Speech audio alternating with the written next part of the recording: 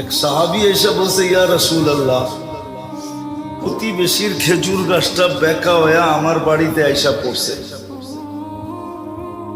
কিন্তু খেজুর যখন পাইকা পড়ে তা আমার বাচ্চারও দুই একটা কুড়ায় নেয়, কিন্তু প্রতিবেশীটা এমন যে মুখের ভিতর থেকে পর্যন্ত আঙ্গুল দিয়া বাহির করে নেওয়া যায়।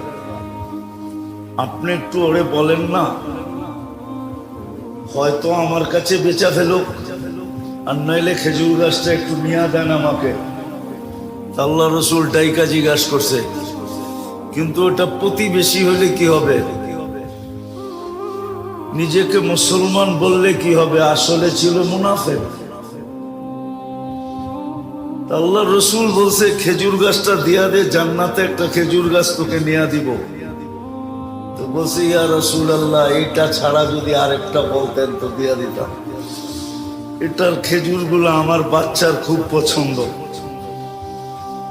তো পাশেই দাঁড়ানো ছিল আবু দাহদা রাদিয়াল্লাহু তাআলা আনহু। নাম ছিল কি? আবু দাহদা, দারদানা, দাহদা। উনি দাঁড়ানো ছিল। তো উনি আল্লাহ রসুলকে জিজ্ঞাসা করছে, ইয়া রাসূলুল্লাহ, আমি যদি নিয়া দেই আমার জন্য? বলছে, অবশ্যই। তো উনি মুনাফিকের রগ জানতেন। জয়া বলছে, শুন, খেজুর গাছ বেচা ফেলা। আল্লাহ রসুলকেই দিলাম না, তোকে দিমু কোত্থেকা? ওই সময় খেজুরের পাকা মৌসুম।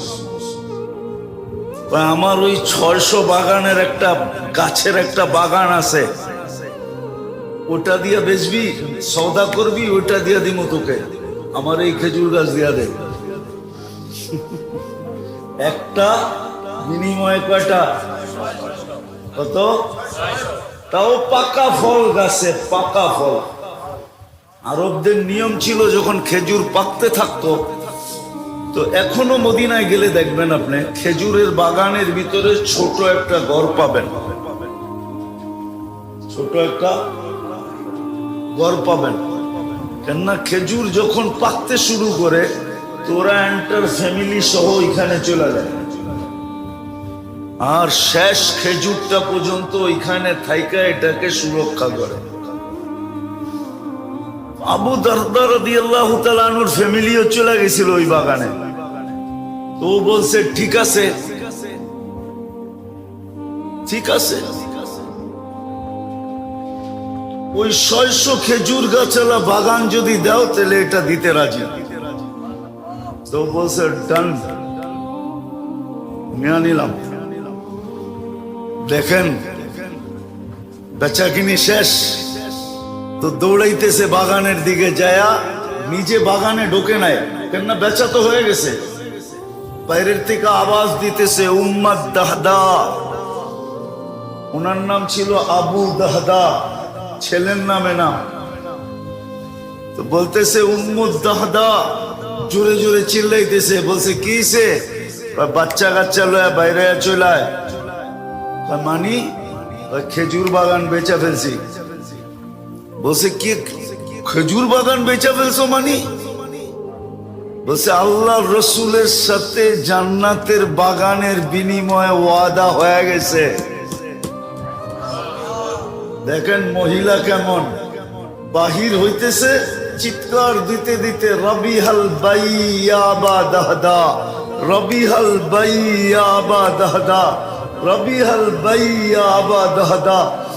মার চিৎকারের লগে বাচ্চারও চিৎকার দিতেছে, রবিহাল বাইয়া বা দাহদা। বড় দামি ব্যবসা করে আসছো তুমি। জান্নাতের বাগান, দুনিয়ার বাগানের বিনিময়ে বড় লাভজনক ব্যবসা। বাইরে চলে আসছে, বাগান ওকে বুঝিয়ে দিয়া বলছে, ইয়া রাসূলুল্লাহ, খেজুর গাছ কিনা ফেলছি। আল্লাহ রসুলের চক্ষু কপালে উঠে দিছে আবু দাহদা। এক খেজুর গাছের বিনিময়ে 600 খেজুর গাছের বাগান, তাও মৌসুমের ভরা খেজুর সহ। এটা ছিল জান্নাতের শহর।